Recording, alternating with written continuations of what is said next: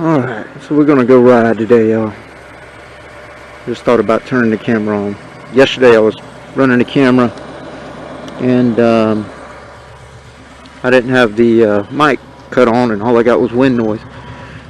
Good spot to start here. Y'all can see my TPMS is working. It says there's 35 in the rear tire. I don't know if you can hear it beeping. I can barely hear it. Beep, beep. It's on life support.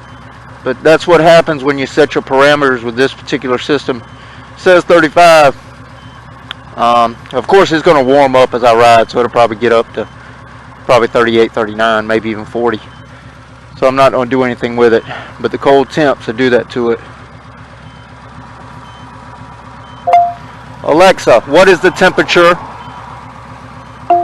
Right now, it's 47 degrees Fahrenheit. So today, they say it's expect a high of 51 degrees. 47.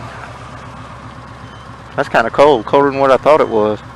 But if this thing were losing a lot of air all at once, it would flash red. Well, I don't think it's flashing red now. It would flash red and it'd beep like that as well. So that's kind of how that works. So let's go see how long this battery lasts, or what I'm going to put in a video. I'm actually going to cancel my gym membership today. And this bike, there's an air kit. It's pretty much a Harley Davidson air kit.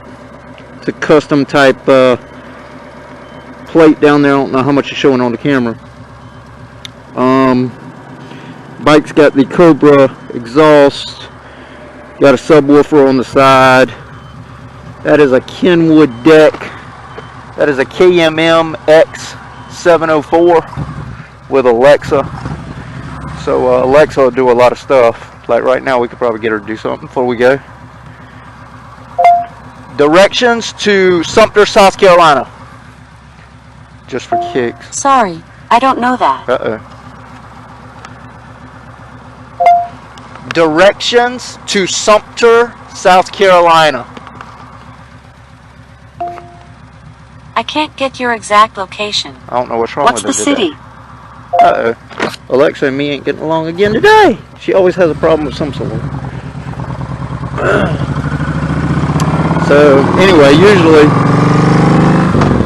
it'll run okay. I might try it again in a little while. Don't know what's going on with it. But with it being about, what'd she say, 49 degrees, 50 degrees, whatever. Of course, we got the Oxfords going. Heated grips. Got it on the 3rd setting. And y'all saw the heated seat. A company out of North Carolina did my seat. MEtricoil.com. MEtricoil.com. They cut it open and put memory foam in it. And they added a heater. Not so sure they're doing heaters anymore. They probably do it for you if you supply the heater. I think they were having problems with their supplier, and the heaters just weren't living up to what they said they would do. They were dying. Then they had a lot of complaints, I believe, with the heater, and customers wanted them to replace the heater, and you know, you get into all that with something you're not responsible for. You kind of get out of the business. But I'm pretty sure if you'll say, hey, I understand, I'm going to send you a heater, and you know that heater's on me, they'll probably install it for you. But the memory foam, it probably lowered me a little bit. They claim an inch. I don't know, because I never really measured it. It might be about an inch it lowered. But if you're specific with them and tell them, hey, I really needed to lower, you know, this much, they can probably work with you. They mostly do, of course, Harley Davidson stuff, like everybody else in the world. Everybody does Harley parts. 70%, I think, of the motorcycles in America are probably Harley Davidson, which I'll never understand. You know, Harley Davidson, I don't think they make a product as good as what the Japanese make. Probably take a lot of slack for saying that, but you know, I hear stories. I never owned a Harley. I had a buddy of mine owned a Harley, and you know what we did? We spent more time pushing that thing to start it than he hit the start button. He had an electrical problem of some sort. It was an ultra glide, and it was a beast to push to start. You know, these people that buy Harleys, they want you to bring it back after 1,000 miles so they can change the oil, the break-in oil. They're going to charge you probably about $200 or something just to do that service. Then they want you to come back, what, 1,000 miles or something? That's probably going to run you $500 or something. Come back, what, 10,000? They got to tighten stuff up. You're looking at another couple $100. Come in for your 20,000 or your 25,000, you're probably looking at about $1,000 for what they want to do. I tell you, this Kawasaki, or any metric bike that I've owned about 10 or 12, probably around 10, I guess. I never have a problem. You change the oil in these things, and if that's all you want to do, that's all you got to do. Of course, a lot of us like to put different parts on it and change it up to make it more along the lines of our personality. I've done that with a lot of bikes, and this one is no different. It's got a good bit of aftermarket parts. Starting with those handlebars, those bars are actually 10-inch bars, which is no different really than the stock. Stock's pretty much 10 inches, but they're different. They've got the gussets, the holes there, and because I use some risers down here, you see my risers, and that took extra work. I don't know, most people can't see the cutout that I've got here, but there's a cutout right here where my finger is so that those risers can fit in there. But you know, that's one example of one of the modifications. Pretty much anything Harley Davidson can almost fit on this bike if you're willing to look at it and figure it out. It might take a little bit of money to make it fit, or a little bit of effort, but it'll fit. That windshield, if anybody watched my previous riding, any of those videos, that windshield has been changed.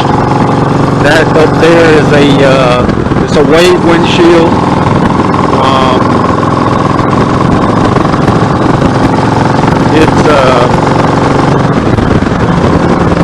It will fit if you're willing to invest the time and the effort. It will fit. And actually that shield got the wave, so it does like this, is straight, and then it kind of, or it bubbles and then it goes straight. It's a company called a Mazachia or something, Amazchia. They're on Amazon, and that particular shield is 10 inches, and you can get it for right around $40, I believe. It was around 40. I think it was $39. But when you get it, you're going to have to cut a little bit off. It's just plastic, really easy to cut. I had a little handheld cut-off rotary type saw that I used, but I trimmed a little off the bottom, and I used the center hole that is already on that windshield. It's got a center hole. You can use that, mount it up, and then just mark it out where you need to put some holes, and you're done. I had to drill 4 holes in it to make it mount. That's it. It's nothing but a piece of plastic. You can make plastic fit anything. Even if you got to get a heat gun to plastic, you can get it to fit. Now the problem with that windshield is, if you get it where the wave actually starts, if you're looking through it, which I'm never looking through it, my camera's on the chin part of my helmet, on this full face, and actually probably somewhere along in here is actually where I'm seeing. But if you get one and you're looking through it, you might have trouble. The spot right along in here is where the wave is. So if you're looking through there, you're going to see a little bit of distortion. But I'm from the old school. You know, you're not supposed to look through the shield, you're supposed to look over the shield. It's one of our farmers right there about to have an auction. He's got some health issues. I believe it's coming up this Saturday. Got a lot of land too. Things in your life can change just at the snap of a finger, man. Just blink of an eye. Everything's good. Best life you ever could live. Next thing you know, the whole thing is turning upside down. Just like that. Be thankful. That's a fact. Be thankful. But that's the deal on that shield, and as y'all can see, I got my bags too. Those are bags. There's some TCMT bags, and you can tell I got them stuffed up there. I do that sometimes whenever I'm videoing so everybody can see the gauges. But they kind of hang down a little bit over the fuel gauge and the temp gauge. You wouldn't be able to see it so well. And it actually comes about somewhere along in there, so it kind of covers up the signal. So you could probably modify it, make it go higher on the mounting, and you might not have that problem. But again, it's a TCMT bag. Again, I think it was like $35. So you win some, you lose some. I think I won that one. I'll tell you one thing that I recommend if you are getting a bag. These locking portions, they are black on these bags. I look specifically for black because I had some chrome ones on my last bike and they started to rust out. Don't leave my bike out in the rain or anything, but just moisture got to them, and next thing you know, they started to rust. I think where I'm going. I'm gonna go straight. I was gonna take the back roads, but we'll stick with this highway. That's the story on that windshield and those bags. Got the story on the bars. Bars are about $99. I think you can still find those bars. They're made by a different manufacturer. I think TCMT is actually making them now. The ones that I got, they were made by somebody different. But I'm pretty confident that probably 90% of the bars that you see on Amazon or eBay, I'd say 90% are made at some Chinese factory. They get over here and somebody says, oh, those are such and such bars, and they'll brand them. I mean, I could be wrong, but I don't think I'm wrong. The only way you're going to find some custom bars is if you go and find somebody that actually does custom stuff in their backyard or in their business. Amazon, and not really the place you don't find anything custom. It's all drop ship, straight from the Chinese. And sadly I support the Chinese because they, you know what, they come along and they copy a lot of Americans' ideas. Americans, we send all our ideas over there to get made. And sadly, if you're going to do that, they're going to copy your idea. It's just like the GoPro camera. This camera that I'm using. You know, there's a Chinese factory making those GoPro cameras. This camera I'm using right now was $39. And one day, that Chinese person said, no more GoPro! We start making cameras for us! And that's what they did. They said, hey, we know how to make it. We got the parts. We can find the parts. We'll make it for a lot less. That's the top price you pay for dealing with China. You know what? If you didn't send it over to China, this camera wouldn't probably exist. And you know what? You'd be making a lot more money. And you'd be paying people a lot more money. And maybe you could lower your prices because you wouldn't have as much competition from the Chinese. I don't know. Those risers that go with the bars, those are 4.5-inch risers. I can't remember the company that made those. But they are, I think they're 2-inch rise, maybe 3, something like that. But they're about 2 inches of pullback. So you got 10-inch bars, you add 2 inches of rise, you're looking at about 12 inches overall, plus some pullback. And the reason I had to use risers with these is because there's no bend in these bars. There's no bend, it's all straight. Most of them will swoop, or some will swoop, and they have a bend in them. And if you find them with a bend, then you can probably get away not having to have riser. But it's amazing how much fits. A little bit of work. The mirrors, I got another video about the mirrors, it's short. Those are actually made for a Harley as well. Those are Moto something, can't remember.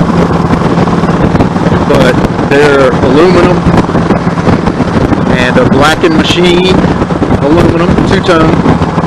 And the image, as you can see, is really stable. A lot of mirrors you buy, you're going to get a lot of vibration, and they're going to be useless because you wouldn't be able to see that that's a guy back there walking on the side of the street. But you can tell what's behind you.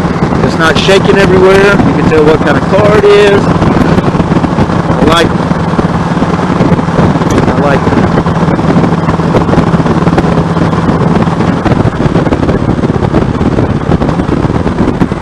Recently I had to go to a Harley Davidson showroom. First time I've ever been in a Harley Davidson dealership. About, I don't know, 2 months ago or so. I had to get some washers for that Harley Davidson wheel that I bought. That 19 that's on the front. I was missing a washer, a wave washer is what they call it. It's got a little wave in it. So I decided, you know what, I'm not going to make a washer or go to the hardware store and try to find this washer. You know, it's like 90 cents. I'll just go to Harley Davidson. At least in my Harley Davidson dealership here that I deal with, on this occasion, the one that I would trust, they were 90 cents. I saw them on eBay for about $3 and $4 a piece. Didn't believe it. But they were 90 cents. I bought a pack of 10. And that showroom is amazing. But I guess when you spend most of your time there getting your bike worked on, I guess you need a good showroom. It's like a mall department store. Pretty amazing. I know my local Kawasaki dealership, I really don't have a local. They closed our local up. But the ones that I've ever been to, they really don't look like that. I wonder if they'd sell more if they looked like that. But I found myself at some points in my life thinking, maybe I want a Harley. But then reality sets in and I think, God, that guy, he's on YouTube right now and he's smiling because something's wrong with his Harley. I don't smile when something's wrong. I just, man. I was watching one and something about a compensator. Some girl, she was on her bike. She come out of the post office because she does a lot of vlogging. And went to start her bike and it wouldn't start. And she's like, oh no, the compensator. Brand new bike, it ain't got like 10,000 miles on it. This bike right here is a 2013 that I'm riding. A 13. In the past year and a half, I put 14,000 miles on it. I bought it a year and a half ago in July of 2019 from a guy down in Florida. It had 4,200 miles or 4,300, I can't remember which, when I bought it. I decided I was in the market after I laid down my last bike. I'll tell you the story on that. The reason I have a TPMS, me and my wife, I had a Yamaha Venture, the last body style, not the new one. We were coming back from Gatlinburg, Tennessee, here to South Carolina. We went down there for like a weekend or something. Friday to Sunday or something. Coming back on a Sunday. And it was a tough ride that day. We were coming back and stopped for gas at a gas station when we crossed the North Carolina-South Carolina line up around Spartanburg. Spartanburg, Greenville typically has some of the cheapest gas you'll ever find. We were stopped there. After we stopped, we got back on the road, and about 30 miles after stopping, we went down. After looking at the tire, I had a flat tire, that's what happened, it went flat. After looking at it, I found a hole in the tire. So it was a brand new Goodyear. Apparently a nail or a screw or something picked it up somewhere. Thus the TPMS now. Picked it up somewhere. My thought and my theory is we picked it up somewhere along the construction that's always going along or anywhere. But picked that up, and I think I stopped for gas and the tire cooled down, and I think it stretched out that rubber. I think we got back on the road and we heated that tire back up, and I think it threw that nail out. And we were going straight on the interstate. South Carolina's pretty much straight interstate, and we were doing 80-90 miles an hour in the fast lane. I was going around cars. I was trying to get home before dark. It was October. Time had just changed for daylight savings, and it was going to be dark probably around 5:30, 6 o'clock. And I was just trying to get home. There's a dead deer. Trying to get home, and sadly, I didn't know it was going flat. I'll be honest. We were just rolling. And what happened was, I was in that fast lane, and all of a sudden my handlebars kind of shook to the left, and then all of a sudden they shook to the right, and for a brief second I thought, well, I must have hit a reflector. And then I thought, well, I'm in the middle of the road, I didn't hit a reflector. I told my wife, I said, you better hold on. She says she never heard me.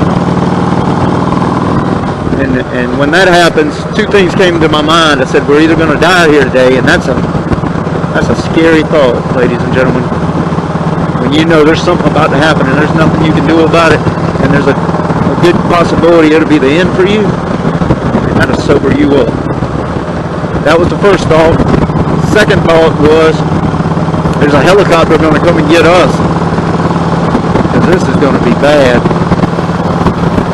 But we were very fortunate. God was looking out for us, because we both walked away from that thing. No ambulance, no nothing, but I figured when we finally went down, I had to be doing probably 55 or 60 when it finally threw us off. And thankfully, there were a lot of people paying attention. I was in that fast lane, and I knew something was wrong. And I started going for the shoulder, slowing down a little bit. And there was a guy that I had just passed. He was hauling an ATV. He was going to a job site somewhere, and he was paying attention. He said, man, after it all happened, he stopped. He said, man, I can see you were having trouble. It looked like you almost got it, but you just did. So I got a feeling he tried to help out with the traffic behind us as well. But I started heading for that shoulder. Flat tire. I could have probably handled a flat tire, actually. Probably could have made it, but the tire actually came off the rim. And when it came off that rim, man, that was the end. That thing threw me off first and threw her off second. And somehow or another, it was like something just grabbed me and cradled me. I basically passed out because I don't remember it. But something grabbed me and kind of held me and put me on my back. And I slid down the asphalt on my back. This is the jacket right here that I'm wearing that I got in an accident with. And you can't even tell that I slid down the interstate. Scary day there. I'll go ahead and give a plug for Progressive Insurance, because they picked that bike up on Sunday, took it to the tow yard, and by Monday I had somebody, they had come out and appraised it and did their report. And that bike, it cost me, back when I bought it, it was like $2,800. It was, somebody had bought it, and it wasn't running when I bought it. It had a carburetor problem, but I figured it didn't have but like 30,000 miles on it. So I knew a Yamaha, it had to be something simple.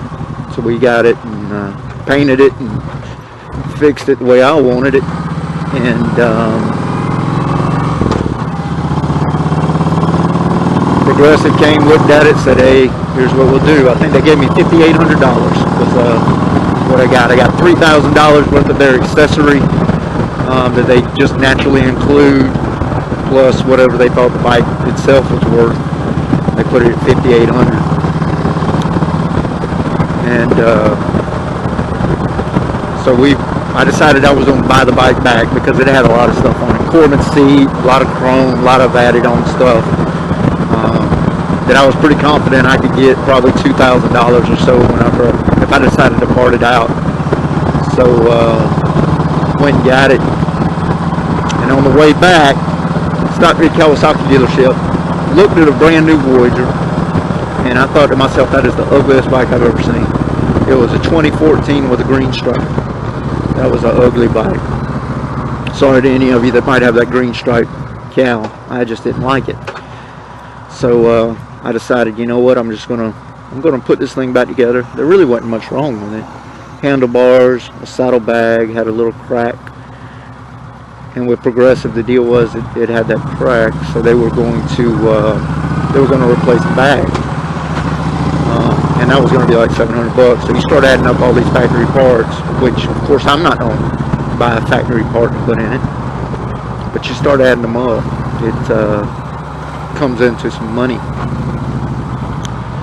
So I put it all back together, and it just didn't feel right to me. So I decided, you know what, I'm just going to find something. Started looking, found this in Florida on Facebook. The guy didn't never respond to me with messages, so he had such a good number. I decided I'm going to Google investigate this guy and find out his phone number. So I did, and found him, and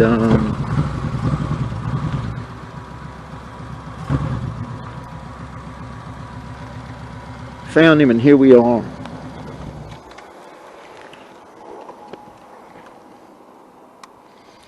So that's it for today, people, for now.